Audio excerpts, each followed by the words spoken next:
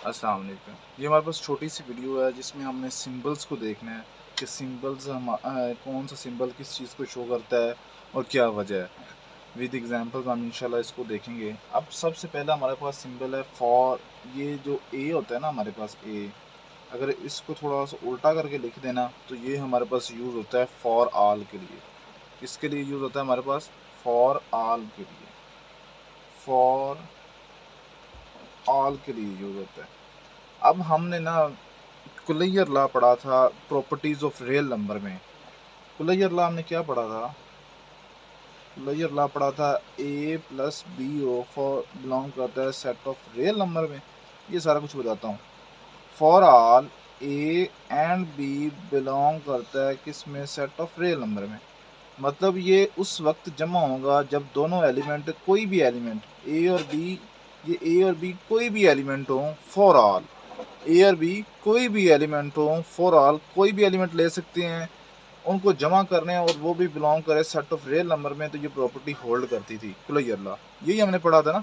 ये प्रॉपर्टी हमने पढ़ी थी प्रॉपर्टीज ऑफ रियल नंबर्स में with respect to addition.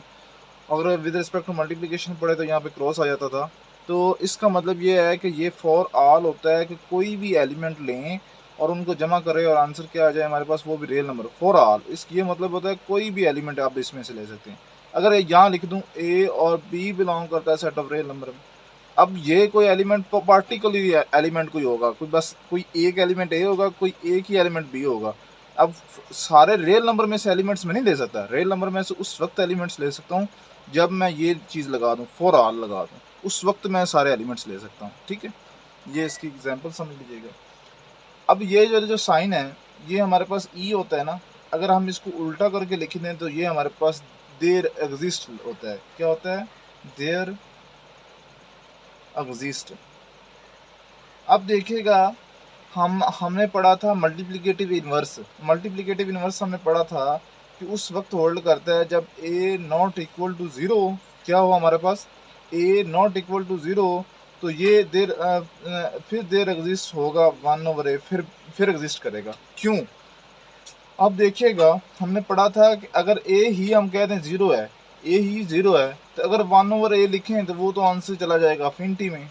Answer क्या चला जाएगा? अफिनिटी में। तो इसका मतलब ये तो हम नहीं ले सकते ना फिर। ये वक्त उस वक्त कंडीशन होल्ड करेगी जब ये वाली condition not equal to zero होगा, फिर ये देर एग्जिस्ट, फिर ये एग्जिस्ट होगा। ठीक है, फिर उस वक्त एग्जिस्ट होगा जब ये नॉट इक्वल टू ज़ीरो होगा, आंसर इसका ज़ीरो नहीं आएगा, ए ज़ीरो नहीं होगा, उस वक्त ये एग्जिस्ट करेगा।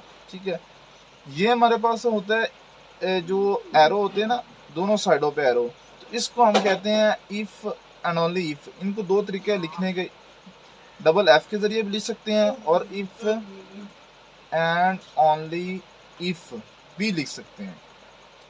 अब इसकी एक एग्जांपल हमने पढ़ते हैं। हमने फर्स्ट ईयर में एक क्वेश्चन है, बहुत सारे क्वेश्चन है मतलब हायर मैथमेटिक्स में भी। अब देखिएगा, मैं एक एग्जांपल लेता हूँ। लेट्स सपोज हमारे पास z का conjugate is equal to z है, if and only if z is real. इसका मतलब क्या है कि अगर मैं दो चीज़ें प्रूव करनी है, एक मैंने ये चीज़ प्रूव करनी है, एक चीज़ मैंने ये प्रूव करनी है, Z is a real prove करना है और जी का conjugate is equal to Z prove करना है। कैसे प्रूव करना है? अगर मैं इसको कंसीडर करूँगा तो ये चीज़ प्रूव करूँगा, और अगर मैं इसको कंसीडर करूँगा तो ये चीज़ प्रूव करूँगा। मतलब इसको लेके मैं ये चीज़ प्रूव करूँगा और इसको लेके मैं ये चीज़ प्रूव करूँगा। ये हमारे पास होता है इफ़ एंड ओनली इफ़ की कंडीशन। ठीक है, उसके बाद जो हमारे पास अगली चीज़ है, ये हमारे पास चीज़ शो होती है एंड के लिए। क्या शो होती है? एंड के लिए। अब ये हमारे पास एंड क्या होता है? अब देखिएगा, कुछ क्वेश्चंस में हमने पीछे ही पढ़ा था। मिसाल के तौर पे हमने एक कार्टियन प्रोडक्ट की हमने एक डेफिनेशन पढ़ी थी। क्या थी?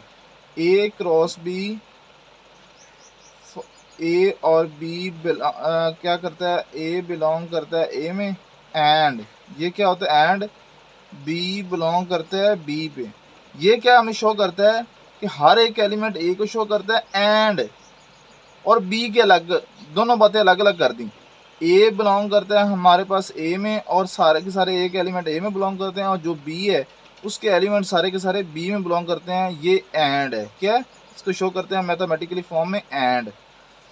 अच्छा, उससे अगली हमारे पास एक एग्जांपल है, सॉरी अगला नोटेशन है हमारे पास ये वाली, इसको हम बोलते हैं और। क्या बोलते हैं? और। अब ये कहाँ यूज़ होता है? बहुत सारी चीज़ों में यूज़ होता है। मैं एग्जांपल के तौर पे कहता हूँ, एक हमारे पास कंडीशन है, अगर ए बी के बराबर हो, ये चीज़ हमारे पास, मैं इसके बारे में बताता हूँ, ये क्या होता है? ये होता है विच इम्प्लाइज दैट, या तो ए ज़ीरो है और ये और होता है, इसको कैसे लिखते हैं हम? इस तरह से, ठीक है। और या तो B is equal to zero होगा। इन दोनों मतलब, या तो इन अगर ए बी को हमने ज़ीरो प्रूफ करना है, या तो ए ज़ीरो होगा या बी ज़ीरो होगा। तो इसलिए इनके दरमियान में ये जो नोटेशन यूज़ होती है, ये और की यूज़ होती है, या ए ज़ीरो होगा या बी ज़ीरो होगा, ठीक है। उससे अगला सिंबल है हमारे पास इक्वल के ऊपर ये चीज़ जो लगी हुई है, इसको हम बोलते हैं कॉन्जुगेट। क्या बोलते हैं? हम इसको बोलते हैं कॉन्जुगेट। अब कॉन्जुगेट हमारे पास क्या होता है? लेट्स सपोज हम लेते हैं ए प्लस बी अयोटा है, इसके ऊपर हम ये लाइन लगा दें, तो ये क्या होता है हमारे पास? ए माइनस बी अयोटा हो जाएगा, क्योंकि यहाँ पे प्लस है तो यहाँ क्या आ जाएगा? माइनस। कॉन्जुगेट का मतलब होता है कि जो इमेजिनरी पार्ट होता है, सिर्फ उसके साइन चेंज करना, सिर्फ उसका साइन चेंज करना, यही हमारे पास कॉन्जुगेट का काम होता है। उसके बाद हमारे पास और नोटेशन है, ये नोटेशन हम कहते हैं आर्क को। Let's suppose A and B के ऊपर लगाओ ये चीज़, मतलब एक और बी के दरमियान में हमने क्या फाइंड करनी है? आर्क फाइंड करनी है। ये आगे मैथमेटिकली आप पढ़ेंगे इंशाल्लाह, ठीक है। इसको मैं ज़्यादा डिटेल में नहीं बताता, क्योंकि आपने इसको आगे भी पढ़ना है और क्वेश्चंस के अंदर भी, ठीक है। अब ये हमारे पास चीज़ यूज़ होती है सिंस के लिए। क्या किस चीज़ के लिए? ये हमारे पास यूज़ होती है सिंस के लिए, या इसको बिकॉज भी कह सकते हैं। अब ये सिंस और बिकॉज का मतलब, अब मतलब हमने कुछ क्वेश्चंस में हम यूज़ करते हैं, मतलब ये नोटेशन हम उस वक्त यूज़ करते हैं। अब कोई क्वेश्चन हम लिख लिए, तो हमने साथ मतलब बताना होता है कि ये हमारे पास ये चीज़ें हमने पीछे से कहाँ से ली, क्योंकि हमें पता है, क्योंकि हमने जो पीछे से चीज़ें ली हैं। लेट्स सपोज मैं कहता हूँ a plus b plus c is equal to zero, तो ए प्लस बी का आंसर मुझे पहले से पता हो, मतलब मेरा आंसर 2 है, मैं लिख देता हूँ a plus b is equal to 2, तो हमारे पास पहले दिया हुआ है, ठीक है। तो ये हमें पता है ए प्लस बी हमारे पास 2 आंसर दिया हुआ है, तो इसलिए ये चीज़ हो जाएगी। ये सिंस है, ये नोटेशन यूज़ होता है हमारे पास देयर फोर के लिए। देयर फोर, अब देयर फोर हमारे पास कहाँ यूज़ होता है? लेट्स सपोज इसकी एग्जांपल लेते हैं, ये नोटेशन है, अगर 1 a b है, तो इसका मतलब मैं 1/a.1/b, इसको देयर फोर इसको ऐसे भी लिख सकता हूँ। ये हमारे पास नोटेशन यूज़ होती हैं कुछ, मतलब मैं सिर्फ एग्जांपल के तौर पे आपको समझा रहा हूँ, बाकी आपने इसको देख लेना है, ठीक है। मतलब ये इसको ऐसे भी लिख सकता हूँ। ये चीज़ होती है पैरेलल की यूज़, पैरेलल इसका नेम होता है, ये पैरेलल होता है। मतलब लेट्स सपोज मेरे पास एक पैरेललोग्राम है, अब मैं कहता हूँ इसकी लेंथ 2 है, इसकी लेंथ 2 है, इसकी 3 है और 3 है, मतलब मैं ये कह रहा हूँ ये दो लेंथ 3 की हैं, ये एक दूसरे के साथ पैरेलल है, और ये दो लेंथ मतलब ये 2 की हैं, ये एक दूसरे के साथ पैरेलल हैं। मतलब दोनों ये जिनकी लेंथ बराबर हो वो क्या होती हैं हमारे पास, मतलब जो बिल्कुल स्ट्रेट एक दूसरे के आमने सामने हो, तो वो क्या होती हैं? इसको नाम देते हैं ए बी सी और डी। अब मैं कह सकता हूँ कि जो मेरे पास ए सी वो पैरेलल है किसके? बी डी के, और ए बी किसके पैरेलल है? वो सी डी के पैरेलल है, ठीक है। अब ये जो अगली हमारे पास सिंबल है, ये हमारे पास यूज होता है अप्रोक्सीमेट के लिए। अप्रोक्सीमेट इक्वल होता है हमारे पास,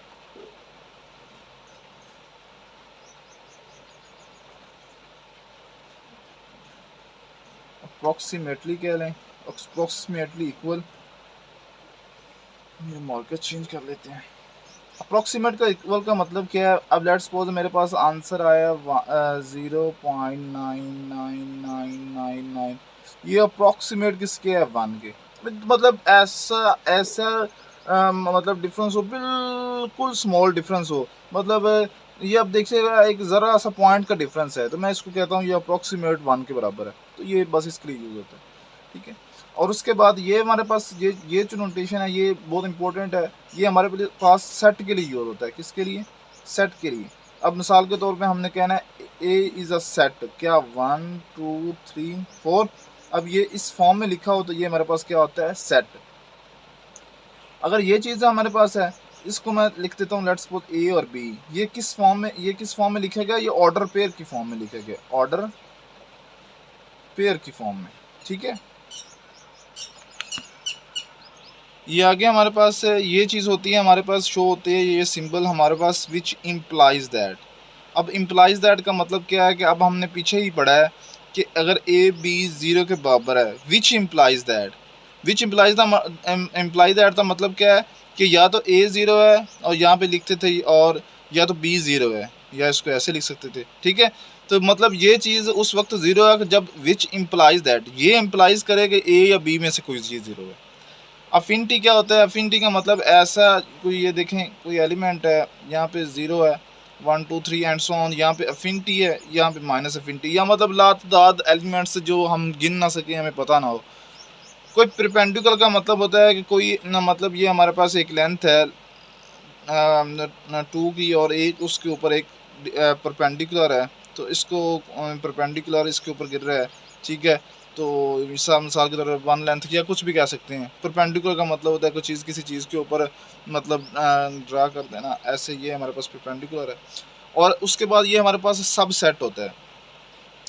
क्या होता है हमारे पास? सब सेट। ये अब सब सेट क्या होता है? ये जो ये सेट होता है, लेट्स सपोज मैं इसके एग्जांपल के थ्रू आपको समझाता हूँ। अब देखिएगा मेरे मैं एक सेट ले लेता हूँ 1 2, और एक सेट ले लेता हूँ 1 2 3। अब ये ए सेट है, सब सेट है बी का, ए सब सेट है बी का, क्योंकि 1 2 इसके 2 एलिमेंट्स हैं, और इसके कितने हैं? इसके एलिमेंट कितने हैं? 1 और 2, और इसके एलिमेंट 1 2 और 3। अब ये इसका सेट है, ये इसका सेट है। अगर दूसरी तरीके आप लिखना चाहें b is a subset of a, इसका मतलब ये अब ये सुपर सेट है, क्योंकि ये बड़ा हो जाएगा और ये छोटा हो जाएगा, ये छोटा ही है। अब अगर मैं ऐसे लिख दूं, ये अब सेट है, मैंने इसके नीचे लाइन नहीं लगाई, मैं इसको बारे में बताता हूँ। और दूसरी चीज़ हमारे पास क्या है कि b इज़ इक्वल टू, हमारे पास let's suppose a equal to हो 1 2 और 3 हो, और b हमारे पास 1 2 और 3 हो।